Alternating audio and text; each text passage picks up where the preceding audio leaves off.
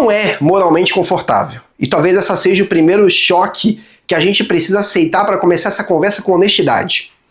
Recentemente, um esquerdista fez um comentário que, apesar de vir carregado de provocação, levanta uma pergunta legítima. Ele disse mais ou menos assim: se o Trump fosse realmente contra ditaduras, ele não negociaria com a China, por exemplo, ou alguns outros países.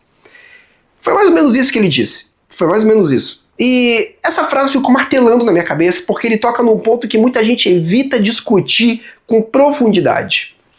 Bom, eu sou o Queiroz, do Instituto Zarael. E hoje eu quero fazer uma reflexão sincera com você.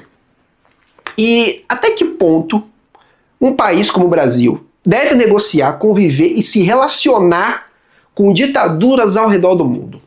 Existe um limite moral? Ou tudo se resume a interesse econômico, poder e sobrevivência? A primeira coisa que a gente precisa entender é uma verdade dura, mas essencial. Nas relações internacionais não existem heróis e vilões como nos filmes. Estados não agem por bondade, não tomam decisões por compaixão e não constroem política externa baseados em virtudes morais abstratas.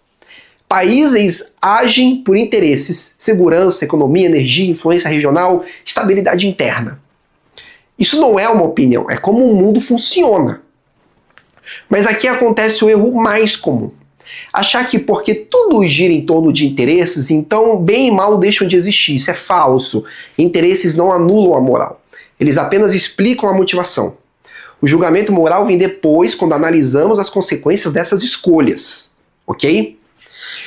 E assim, é verdade. Praticamente todas as democracias do mundo negociam com ditaduras. O Brasil negocia, Estados Unidos, Europa negocia. A China, que é uma ditadura clara, essa é uma das maiores parceiras comerciais do planeta. Fingir que existe uma política externa pura é infantil.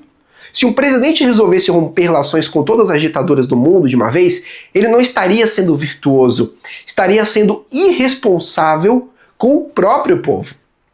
Então quando alguém diz, mas se você negocia com ditaduras, você é hipócrita, porque você é contra elas, essa pessoa está ignorando a realidade. A pergunta correta não é se devemos negociar ou não. A pergunta correta é como, até onde e a que custo moral essa negociação acontece. Conviver não é legitimar, negociar não é aplaudir. Existe uma diferença enorme entre manter relações pragmáticas e fechar os olhos para a opressão. Uma democracia pode e muitas vezes precisa negociar com regimes autoritários para garantir estabilidade econômica, acesso a recursos e proteção da sua população. Isso por si só não é imoral. O problema começa quando essa convivência vira normalização do mal, quando o discurso da maturidade diplomática vira desculpa para a covardia moral, quando princípios são abandonados em troca de contratos e o sofrimento de povos inteiros vira um detalhe inconveniente nas negociações.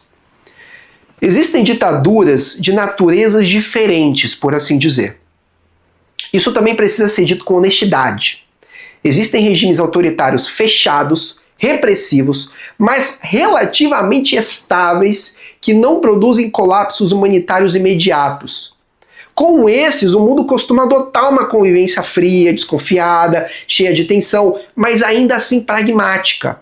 Não é bonito, não é ideal, mas é o cálculo feito, entendem? Agora, existem ditaduras que atravessam uma linha muito mais grave. Regimes que destroem completamente o próprio país, geram fome em massa, fazem milhões fugirem, capturam todas as instituições, eliminam qualquer possibilidade de mudança interna. Nesse ponto, continuar negociando como se nada estivesse acontecendo deixa de ser pragmatismo e passa a ser cumplicidade. Compreendem? A Venezuela é um exemplo disso. Durante anos, o mundo assistiu pessoas passando fome, comendo lixo, fugindo em massa, enquanto organismos internacionais falavam em diálogo, em solução pacífica, em respeito à soberania. A diplomacia virou teatro. E quando a diplomacia vira teatro, ela deixa de salvar vidas. Isso nos leva à grande pergunta moral. Até quando negociar?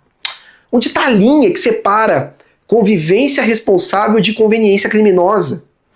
Talvez o critério mais honesto seja esse. Enquanto a negociação reduz sofrimento, ela é defensável.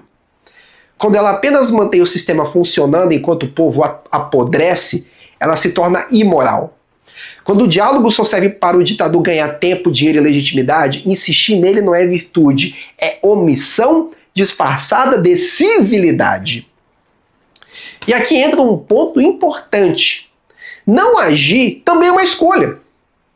Veja, a neutralidade muitas vezes é apenas o lado confortável do mais forte. A história não julga apenas quem fez algo errado, ela também julga quem poderia ter feito algo e escolheu não fazer.